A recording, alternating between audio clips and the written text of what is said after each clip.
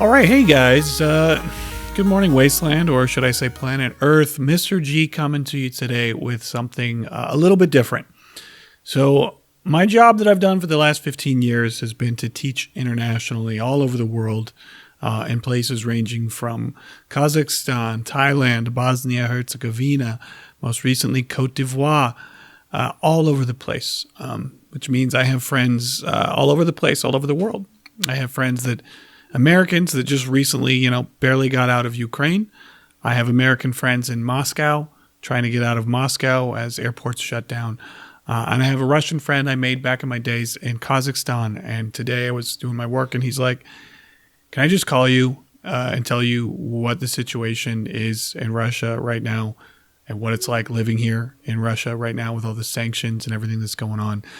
And I feel like Russian people that do not support this invasion, they're being arrested and they're being put away and their voice needs to be heard. So this is me sitting down for about a half an hour with an old Russian friend of mine from long ago. I've changed their voice, scrubbed anything about their identity to try and protect them because obviously speaking out against Putin and his regime is not a safe thing to do when you find yourself living and working in Russia. So enough of me talking. Here's my clip of my interview with him. If we talk about the crazy time, it's actually did because even if you stay away from the policy at all costs in all of your life, right now it's, I don't know people who don't talk about that, who don't take about that. Because I try to speak with my family, with my girlfriend, with my friends, everyone speaks about that. And can I ask another question, like with all of the SWIFT banking issues? Because I have friends that were working in Moscow, American teacher friends. So they have to leave now, which, is crazy hard because you guys are getting shut off from like the global economy. I actually don't know anything about this, Yeah. Right now, sometimes I can't payment my Visa card in the shop, in the food market. Some bank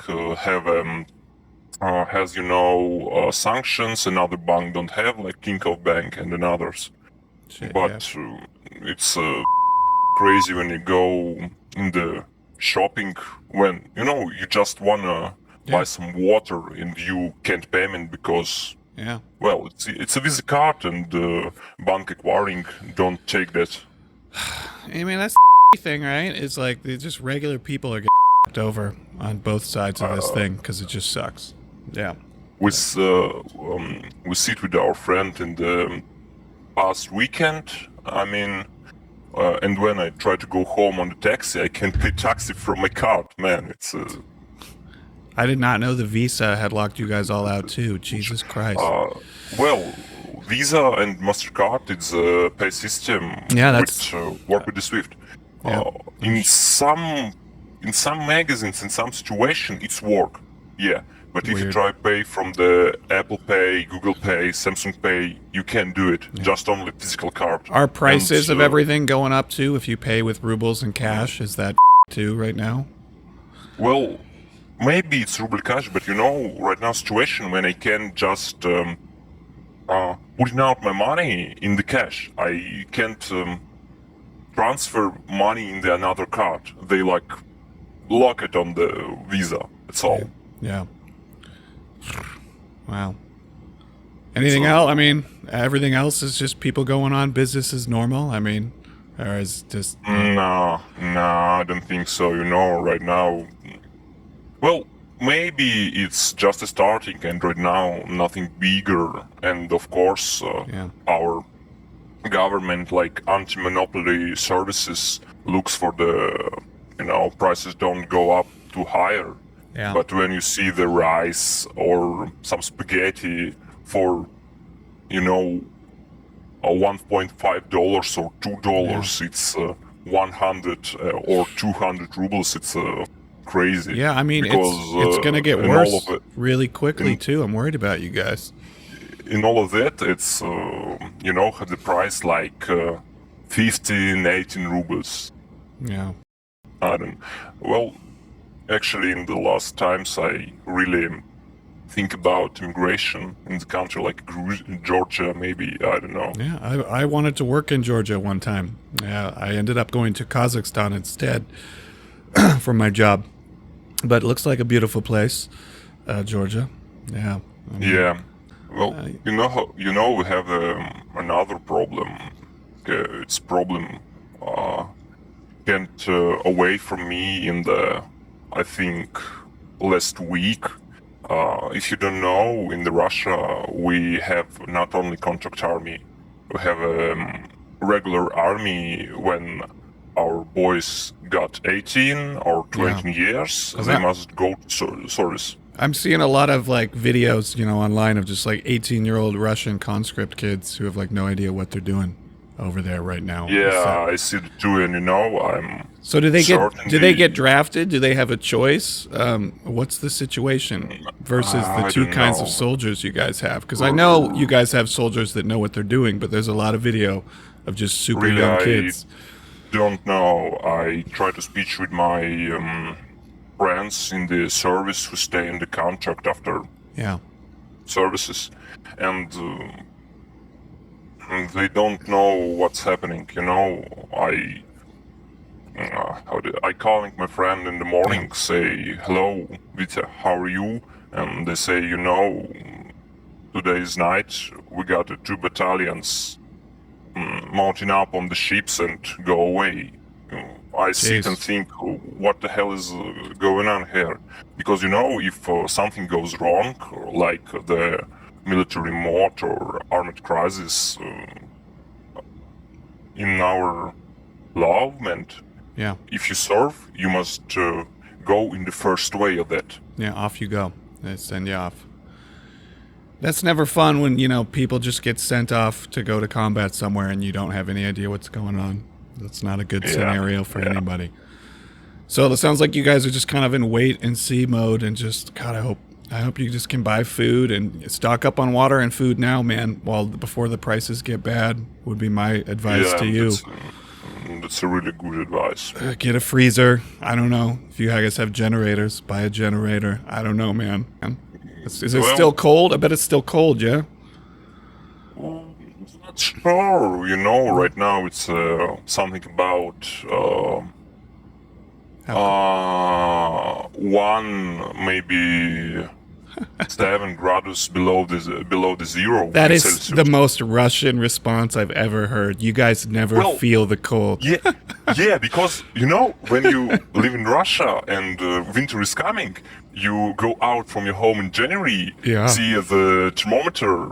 It's like I don't know. In this winter we got a 34 or 36 below zero, and you said, okay, Christ. That's fine. I just go to work. That's so cold. But if you live in Siberia, it's another kind of You're crazy. Not that far from Siberia. I mean, you're a couple-hour plane ride from there. Yeah, but we still don't have so cold winter like there, When you see the people who live there, and they got 15 Celsius, 17 Celsius below zero, it's wow, how guys do you live there? The last 5 minutes just talking to you was the most human conversation I've had about any of this garbage going on in the last week. And it's, I think people would like to hear. I'm afraid some kind of our involvements, because, if in Russia you take the Crimea didn't Russian territory, you got 10 or 15 years of jail. Jeez. If you tell something about the armed forces of Russian Federation on the Ukraine, and if will be fake, you come, I don't know, in some publishing place and screaming the Russian armed forces killed civilians, you got 15 years of jail. Yeah, that's scary. Yeah, I know, it's no joke over there for sure. I mean, West Africa was similar. When I was there, you don't say bad things about the government, or you get disappeared in a black van.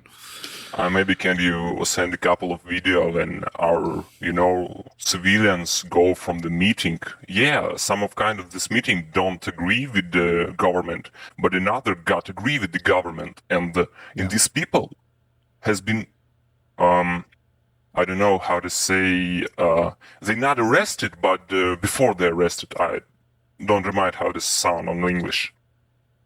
It's just the people goes with the slogans like "No war." Got the people protesting. Yeah. Yeah, got the cop in the head and gone to jail. Yeah, that's what we're seeing in the news over here.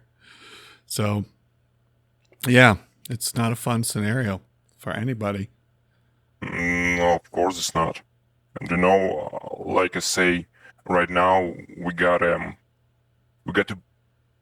many bad situation in the families, in the relationship between boyfriend and girlfriend. They didn't agreement with the political sides. It's oh yeah, that happened when we elected Trump. A lot of people in America stopped talking to each other. What are you doing? You live together in, I don't know, 2, 3, 4 years, and right now you cut off because you don't agree with the policy. Oh wow, see, I didn't know it was like.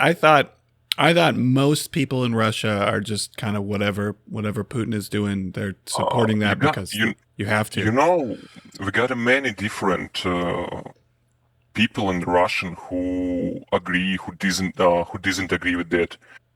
But I see a lot of news when the people says Russian people don't going on the meeting and don't protesting that. But guys, think about it. We got I don't know, men's, women's who 14 years old. Yeah, they work on some kind of factory, maybe some kind of shop. At 13? Sorry, I'm just let me do like this. So got a little problem with 30, 40, sure. Yeah. I got a little problem because right now we do sound voices for some kind of ideas, and sure, it's a little difficult to say. Well, we got these people. They work in the factory, in the magazine, in big company. They got credit. They got like leasing out, or maybe they buy house or room in the credit, and if they go through there, meetings, they got just cupping on the head, gone to the jail. They can't payment. Nobody wants this because the system's broken. They can't pay their bills, so now they're getting in trouble for something out of their control. If we can come to the streets and freely speech about our minds and our protest, and we don't got a cup in our head after all of this, jeez, it's okay, it's fine. But if we go through there, speech our our mind, our protest, sure, we go into the jail. We can't pay credit, we can't go to work. We got employer just sure cutting just go away from here because you got a bad biography. Yeah, and people just they broke their life. I dude, see some kind of Ukrainian people who says, guys, see, the Russian don't go on meeting, and after that they pick it up videos or pictures from the Maidan on the 2015. Yeah, I was just researching that a couple days ago. And they saying, look, Russia, how you must you must go on meeting, how you must say your protest. mind. Yeah, but it's dangerous. They're going to disappear you and destroy your life. Yeah, Jesus. Yeah, I'm sure for the Ukrainians it wasn't easy, but I think even Russia's going to have a more powerful secret police force to deal with whatever you guys. Oh man. Well, you can launch on that, but in the time of the Soviet Union, we got some practicing when your neighborhood just give some, I don't know, compilation of you, send it to the secret police like KGB, or how to say on English. Yeah, we have the CIA. You guys have the KGB. Yeah. Oh, yeah. Right now it's not KGB, it's FSB, but all right, it doesn't matter. I think we all just remember KGB over here. Yeah. And when your neighborhood got this on secret police, black vehicle just come into your home, take you, and nobody can see you. It's time the USSR, and right now it's not so big, but it's really sometimes a work. We got a blogger who released music, and doesn't matter. Yeah. In 24 of 27, I don't remind for sure. Sure. And after, I repeat, they released this sound in 24, 27. And in 2017, 2018, he got arrested for that. Jeez. Just because it was a non-positive political music of some kind? Just because in this music he take, terroristic term about Fort Knox, Sure. and approving the Terroristation Act. I remind, it's passing out 10 years. And Come then on, look, guys. Look at the United States. We just had a bunch of people literally storm the Capitol building. I mean, last year, and only some of those people are going to jail. And they literally broke into the Capitol and threatened our literal politicians who were hiding, because Americans take for granted the freedoms we have to get away with doing stupid, idiotic stuff, and we can say whatever we want and complain as loud as we want. Yet we totally take it for granted because most Americans never leave the country and have no idea what it is in other places. I think it's because the American political system work better than Russian. I don't know about now, man. It's seen better days. Man. Your policeman, your army can stand on the side of just civilians, just the people. Yeah. In our situation, I don't believe it. Yeah. I more believe in the army or some policemen or another secret services stand on the side of the government. Yeah. No, and I'm sure if they don't, their family is at risk if they don't do what they're supposed to do. This has been really enlightening, man. I just appreciate your view on this. I think a lot of people in the West right now are getting, what's going on in Ukraine and how Ukrainian people are suffering, but you guys are suffering too. And just knowing just where you guys, we have an expression in English which just is trapped between a rock and a hard place, which is where you guys are right now. So I really do appreciate you just telling me what it's like for average people no problem. And where you're at. You want anything else before you go? What's on your mind? What's on my mind? Give me final thoughts. Yeah, just give me 1 minute. I don't know what's showing on news or your Telegram channels and another kind of social media. But you sometimes asking yourself why the part of the Russian people, take the side of the Putin judgment. Yeah. So could you give me a percentage? I bet it's hard to know, but what's the division? How many people support Putin and about how many people are opposed to it? Nobody knows. Nobody knows. I mean, nobody. We actually doesn't know. We actually don't know how many soldiers of the Ukraine or how many dies. Well, I'm not even talking about the soldiers. I'm just talking about the regular people of Russia. Knows. Nobody knows who, because no one wants to say anything, right? Because it's not safe. It's to say it. It's very strange because when you see the result of electment, you see the 65% of people voting for that. But I talk every my friends, every my family, every my friends of friends. Nobody voted for that. I don't know what is taking this person. Yeah. Jeez. When you say voted for that, what do you mean? Voted for a person or voted for what's happening right now, invasion? Right now, and I talk about elected of the Putin. Right. I don't know people from my, It seems to me like your older generation seems to be more pro-Putin than younger generation, but I could be wrong. Maybe I don't know. I don't know either. I rely on you for my on-the-ground expertise over there on the other side of the planet. It's, in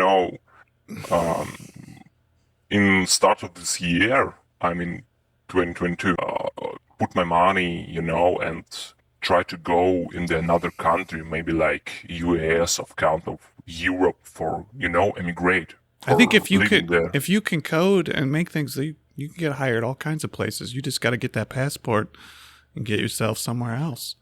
In the light of all what's happening right now, I'm really thinking about asking like this political shelter, I think. Yeah. Well, you mentioned Georgia earlier. I've had friends that have worked there. Seems like a really lovely country to go live and work. But here's my thing, right? I mean, are they going to be safe long term from Putin's vision of recreating the Soviet Union? Like he's invaded them before. We have not much options because all of the Europe closed the airspace for us. Yeah. No, I have American friends in Moscow right now that are still trying to figure out how to fly home. So yeah, we can't go home. I mean, we can't go in the Europe or can't go in the US. No. And another thing, we can't take a visa right now. So we can go in the country who don't want the visa from Russian citizens. Yeah, you're gonna have to get to an intermediary country and then get to where you want to go. So you have to do an in-between hop. It's complicated. I feel for you. So what are your plans right now, or just to kind of continue to talk with people you trust and keep your head down and do your job and stock up on food and hope things get better? What are you going to do? Right now, I just want to, get a safety and some kind of stability for my family, my mother, my girlfriend. Yeah. Other this, maybe I try to put my head down and, just working, and if situation go forward and it's be bigger than right now, I really want to take my family and leave from this, like Georgia. Yeah. I think that's a solid move. I mean, I had to leave West Africa a couple of weeks ago because it was COVID, but they were so poor. You had to have a COVID test to get in or get out of the country, and the country literally didn't have enough COVID tests for people to test. Like the amount of people I had to bribe and the situations I had to get into just to get myself on a plane out of there when things were nasty. And it doesn't compare to what you're going through right now. It's just a little bit of it. The stress of that I know is really hard when you feel like your family's somewhere that's not safe. Having to get somewhere safe. I'm lucky, right? I'm an American, got my American passport, which usually gets me out of trouble most of the time. And I have a place to come here. But I feel for you a lot right now. So I do wish you and your family the best, and that you can stay safe, and whatever plans you have for the future, I wish you the very, very best of luck, my friend. And I hope to hear from you again soon. And I would like to maybe do one of these again in the future just to see how things are going for you guys over there. Yeah, thank you very much. I mean, I appreciate it. I just teach, I do YouTube and I teach history classes online. So one of the big ones I'm doing this week is just trying to explain to kids what's going on right now with this whole political situation, Ukraine and Russia. So you've given me a little bit of a taste of what it's like to be a Russian citizen right now, which I think people need to hear what's going on for you guys and how you guys are suffering too. So this is going to help me do a better job as an educator. So I appreciate this a lot. Maybe I'm trying to say from all of that, like, a little line in the end of our dialogue. Just a citizen who lived in Russia, most of it, don't want this situation that's right now in the world. We just want to live, see our parents, see our friends, see our family. Yeah. Just live, work, traveling in the world. Yeah. But we don't want a war. Yeah. We don't want all of it. Yeah. We don't want to, people in the West, people in the another part of the earth think about Russians aggressors. Yeah. We don't like that. Maybe it's our politicity, maybe it's our politics. I don't know. I've been trying to say this is Putin's idea rather than this is Russia's idea. Try to remind people to bring that back. Yeah, I know it's not. I know there are people that support it too over there, and that's how it is. Everybody's going to make their own decisions, but it's nice hearing your point of view. It's just painful for me when, I'm opening the news or opening the video and people from the West, people from the another part of country says the Russian people, it's bad people. Yeah, absolutely. That's going to hurt.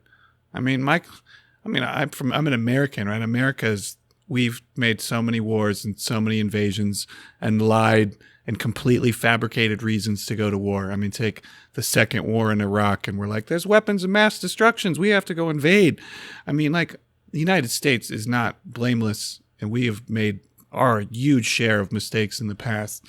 So, I mean, we can't sit here and judge anybody. And I know a lot of people, it's just a crazy time. I think we can all agree, though, that war sucks no matter who starts it.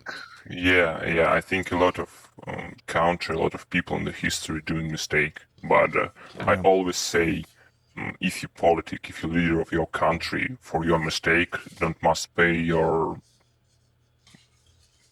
people. Yeah. It's stupid. Yeah. That's the thing. The everyday people are the ones that are suffering right now. I'm curious how Putin and his $40 billion of wealth are doing right now with everything that's going on. Because at the end of the day, it always comes back to money and power. And with the people with the most money have the loudest voice, will we get any sort of decisions to be made based on that? I don't know. All we can do is wait and see. I just want to believe everything returns like a boomerang. I hope so too. I do too. Honestly, I've been teaching in countries all over the world for 15 years, and this year I had to quit doing it because the world is just such a mess. I don't even leave my house. I work from home now, which I'm loving. It's great. The world is a different place. 10 years ago, you just get my passport out and go work in some different country every couple years and have a great time. But it doesn't feel like I can do that anymore because I feel like we've taken democracy and we've let it go on autopilot for a long time. Like everything's fine. When things under the surface, people are upset. Democracies and governments are not as strong and as solid as we thought they were. And now here it is, we're at the brink of something either fizzling and going away or getting a whole heck of a lot worse really quickly. And we don't know yet. So it's up to people that can speak out to try and do the right thing as best they can from wherever they're at and try and listen to other people and try and respect other people as humans and as human beings. I think it's only way right now, listening to people, talk with people, see from the other angles of all this situation. All right. Got a good day. I just want to think a little sleep after all that. Yeah, go get, as I say at the end of every Mr. G video, which is, be good and stay safe out there. And I mean it particularly for you right now, friend. So take care and do svidaniya, okay? Thank you very much. Hopefully do завтра. Okay? Bye-bye. Do завтра.